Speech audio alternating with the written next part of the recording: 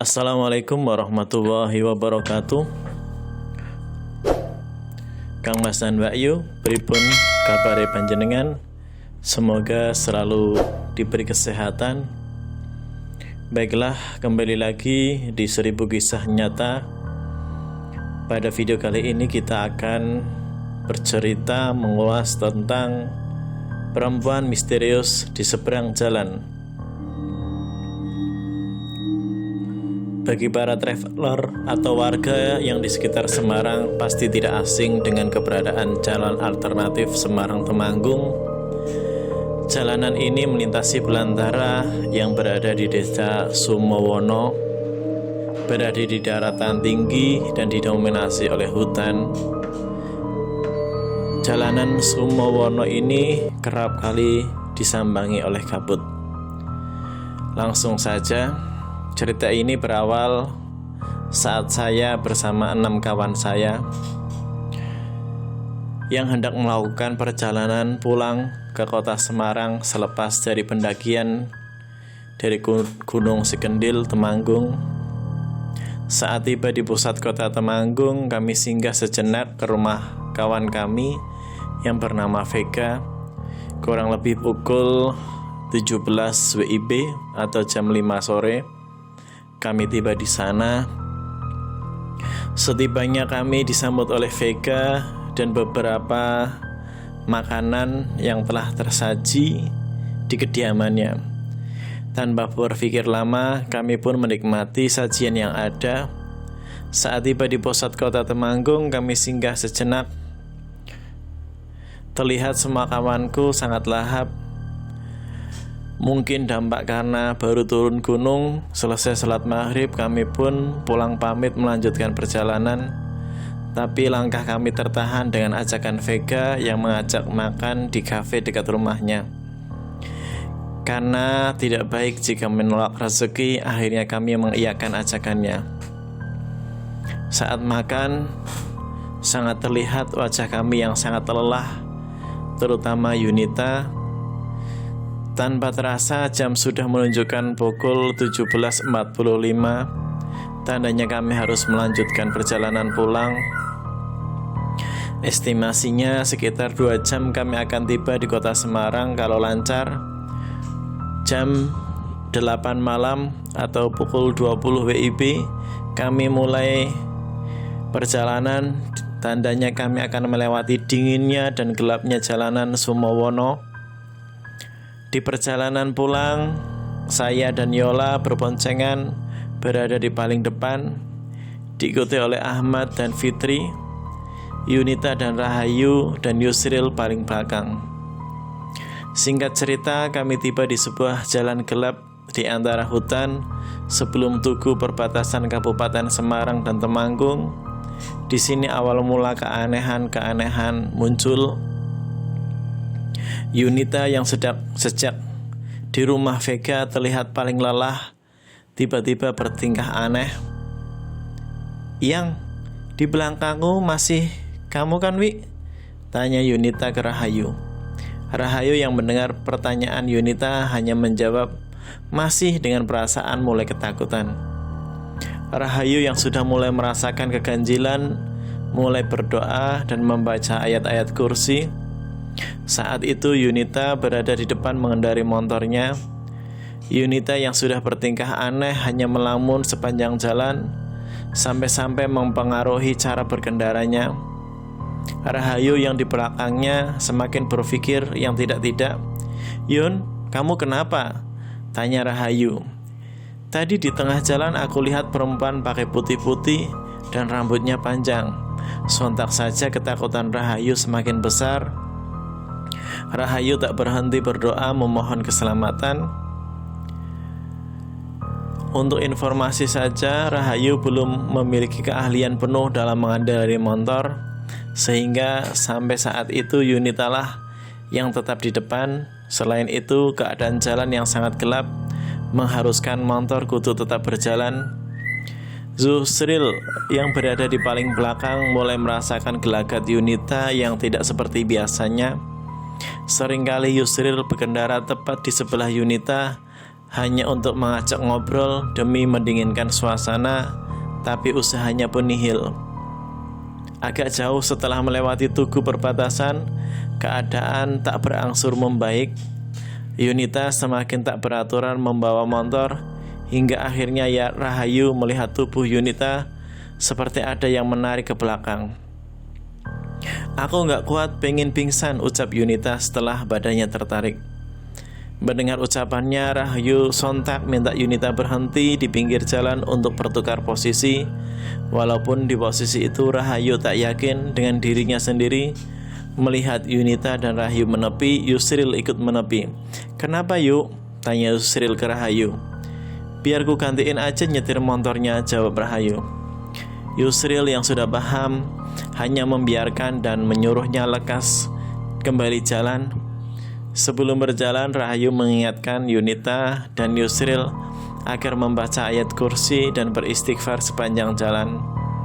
Di jalanan, Yunita yang berpegangan ke Rahayu hanya diam dan melamun.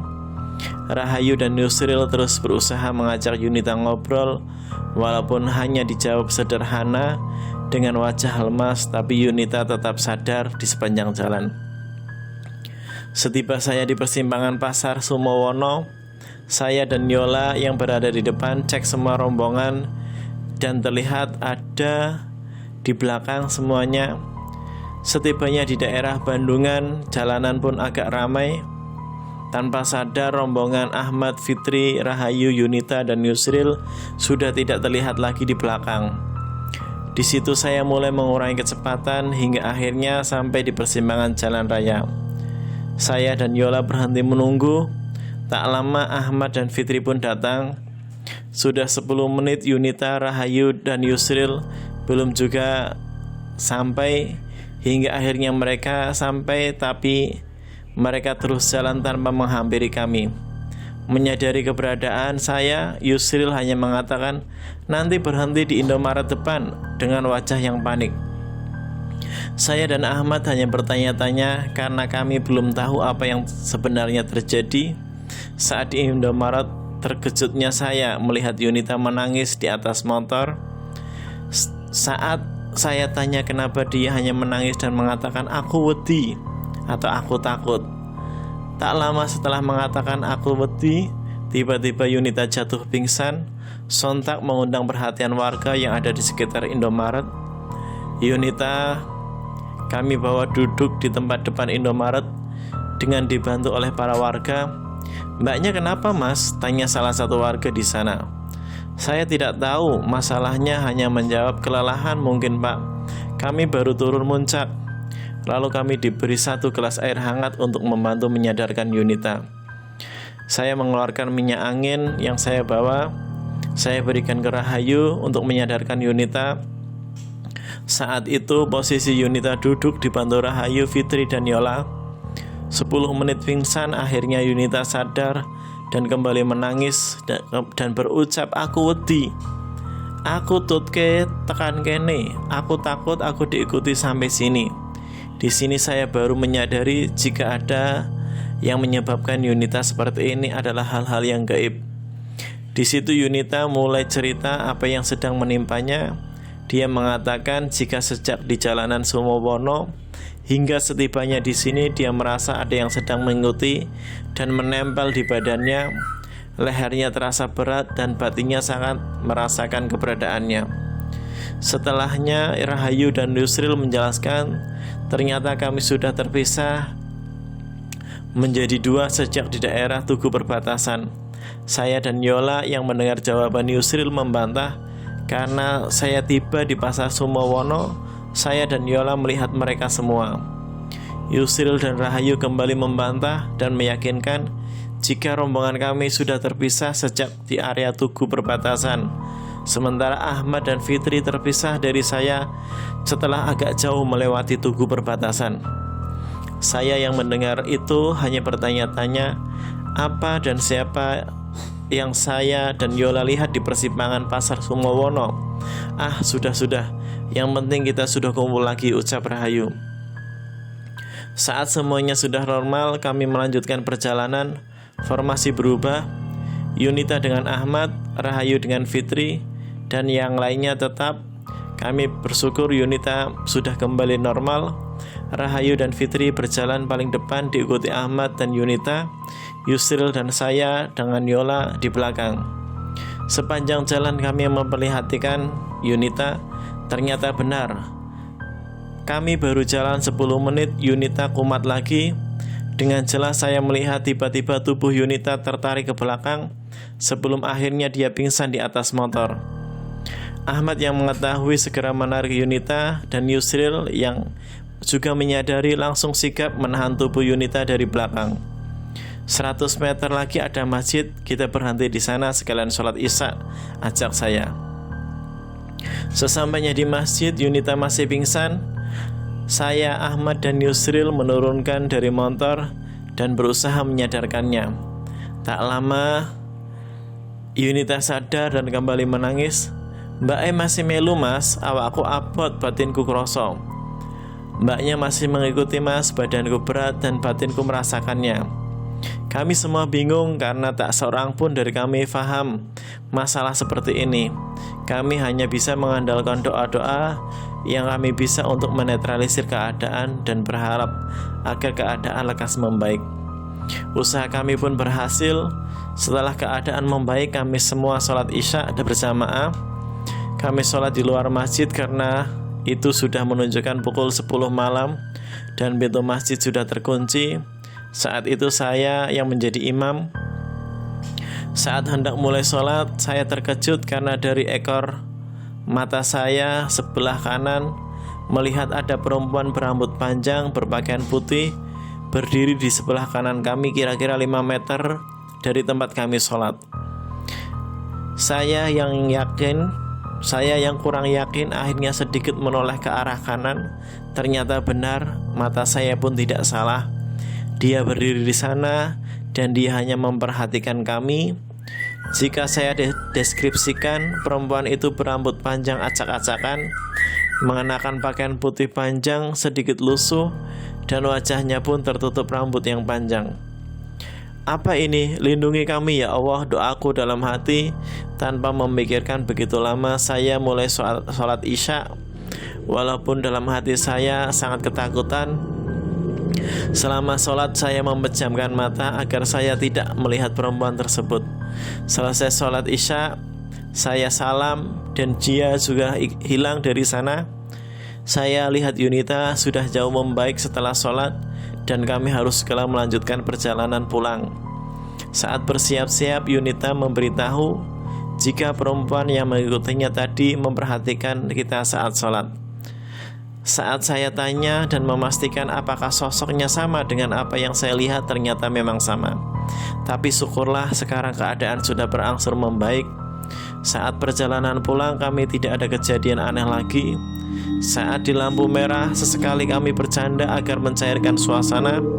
Mungkin kami memang diharuskan lekas keluar dari daerah sana karena setibanya kami di kota Semarang, semua sudah normal dan Yunita pun sudah pulih.